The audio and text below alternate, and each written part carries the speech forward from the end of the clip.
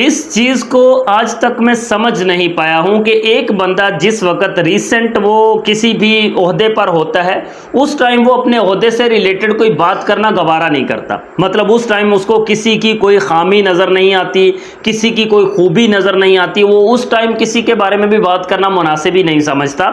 और जिस वक्त उससे वो ओहदा छीन लिया जाता है या वो अपने उस ओहदे पर रह नहीं पाता है और छोड़ के चला जाता है, फिर वो दूसरों की बुराइयां करना शुरू कर देता है, दूसरों के बारे में बातें करना शुरू कर देता है और उन्हीं के बारे में बातें करना शुरू कर देता है कि जिनके साथ उसने टाइम स्पेंड किया होता है और अच्छा टाइम स्पेंड किया होता है। और पाकिस्तान के जो चीफ सेलेक्टर रहे हैं मोहम्मद वसीम साहिब, उन्होंने भी कुछ ऐसा ही बोल दिया और उन्होंने बाबर आजम के लिए जो स्टब बॉर्न का वर्ड यूज़ किया है, स्टब बॉर्न, ये इस वक्त ट्रेंडिंग हो गया भाई साहब। बाबर आजम के नाम के साथ स्टब बॉर्न लगा हुआ है। बहुत सारे लोगों को ये मालूम ही नहीं होगा कि ये भाई स्टब बॉर्न है क्या और बाबर के बारे में क्या बोल दिया मोहम्मद वसीम साहिब ने। उस पर मैं हाजिर हूँ, मैं आपको डिटेल के साथ बताऊंगा कि वसीम साहिब ने क्या कुछ कहा और उन्होंने बाबर आजम की बुराई जो है ना वो क्यों की और किस अंदाज में की, उस पर हम डिटेल के साथ बात करेंगे। अगर आप लोग पहली बार आए हैं तो भाई लाइक और सब्सक्राइब लाजमी से करके जाइएगा। मोहम्मद वसीम जो कि पाकिस्तान के एक्स क्रिकेटर भी हैं और वो पाकिस्तान की टीम के साथ चीफ सेलेक्टर के तौर पर भी काम करते रहे हैं। उन्होंने काफ़ी टाइम पाकिस्तान की क्रिकेट टीम के साथ स्पेंड किया है और इसी सब कुछ के बीच में बाबर आजम के साथ भी वो काफ़ी ज़्यादा काम करते रहे हैं, मोहम्मद रिजवान के साथ भी वो काम करते रहे हैं। अब जबकि वो अपने ओहदे पर नहीं है, उनसे ओहदा छीन लिया गया, उनको हटा दिया गया, उनकी जॉब से उनको मतलब हटाकर उसकी जगह पर किसी और को बना दिया गया। तो अब जो मोहम्मद वसीम साहिब ने उन्होंने मतलब ख़बरों में आने की कोशिश की है।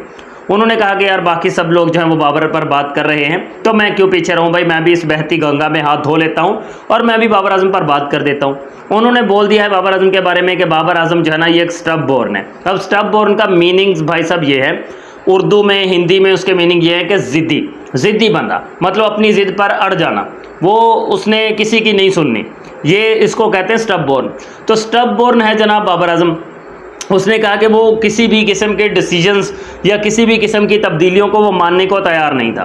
बाबर आजम वो मानता नहीं था, हम उसको मनाने की बहुत कोशिश करते थे, बहुत एंगल से हम उसको समझाने की कोशिश करते थे, लेकिन वो तब्दीलियां चाहता ही नहीं था। वो मतलब अपनी अना पर अड़ जाता था, अपनी ज़िद पर वो अड़ जाता था। वो कहता था कि भाई ये जो ऐसा है, जो मैंने कह दिया ये बस ऐसा ही है, इसमें कोई तब्दीली नहीं होनी चाहिए।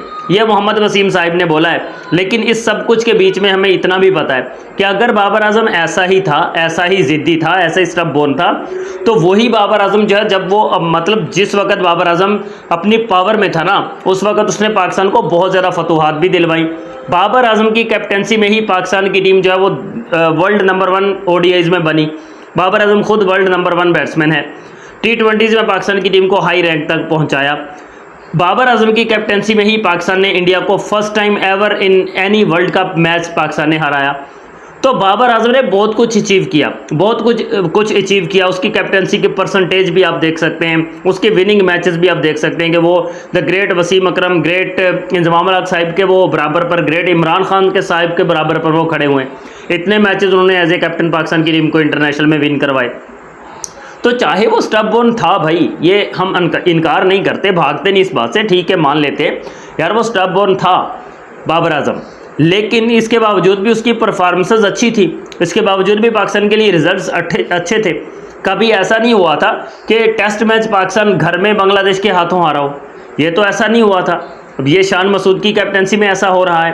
तो भाई मसला बाबर आजम के बीच में नहीं है, मसला बाबर के अंदर नहीं है, मसला जो है ना वो पूरी टीम के अंदर है, सिलेक्शन के अंदर है, पूरी PCB के अंदर है, PCB बोर्ड के अंदर है। तो अब वसीम साहिब ने जो स्टेटमेंट दिया है ना, ये उन्होंने जस्ट इसी, मैंने जैसा पहले बोला ना कि उन्होंने ये स्टेटमेंट दिया कि यार चलो बहती गंगा में हाथ धो लेते, जहाँ पर सारे बाबर आजम पर तनकीद कर रहे हैं, जहाँ पर सारे बाबर आजम पर बात कर रहे हैं, स्टेटमेंट्स दे रहे हैं, तो भाई मैं पीछे क्यों रहूँ, फिर मैं भी चलो साथ ही मैं भी अपना लगे हाथ काम कर देता हूँ। इसलिए मोहम्मद वसीम साहिब ने ये वाला स्टेटमेंट देकर अपने आप को थोड़ा सा खबरों की जद में लाने की कोशिश की है कि भाई ये बाबर आजम जो है ना ये ज़िद्दी था, बट इस ज़िद्दी होने में कोई बुराई भी नहीं थी।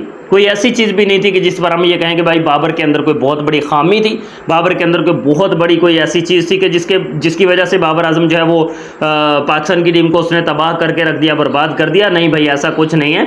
बाबर आजम की वजह से पाकिस्तान की टीम तबाह नहीं हुई है, बल्कि गलत फैसलों की वजह से, गलत सिलेक्शन की वजह से, और पीसीबी के अंदर जो बंदे बैठे हुए हैं जिनको सियासत भी साथ में चाहिए और जिनको साथ में क्रिकेट का वो चेयरमैन भी बना दिया, तो इन सब की वजह से मिलजुल कर, और ख़ास तौर पर उन बंदों ने जिन्होंने बाबर आजम की परफॉर्मेंस को डाउन होने में अहम रोल अदा किया ना, वो हैं बाबर के हेटर्स, वो हैं बाबर के ट्रोलर्स, और वो भी पाकिस्तान के अंदर बैठे हुए, वो घटिया किस्म के, नौटंकी किस्म के बंदे जो पाकिस्तान के अंदर बैठकर बाबर आजम पर तनकीद पर, जब वो बाबर रन्स करता था तब वो कहते थे कि स्टेट बैठ रहे, अब वो रन्स नहीं कर रहा तो भी उनकी वो मिर्चें लगी हुई हैं नीचे, उनकी वो सुराख में, उनके पिछले सुराख में मिर्चें लगी हुई हैं और उनको तकलीफ़ हो रही है।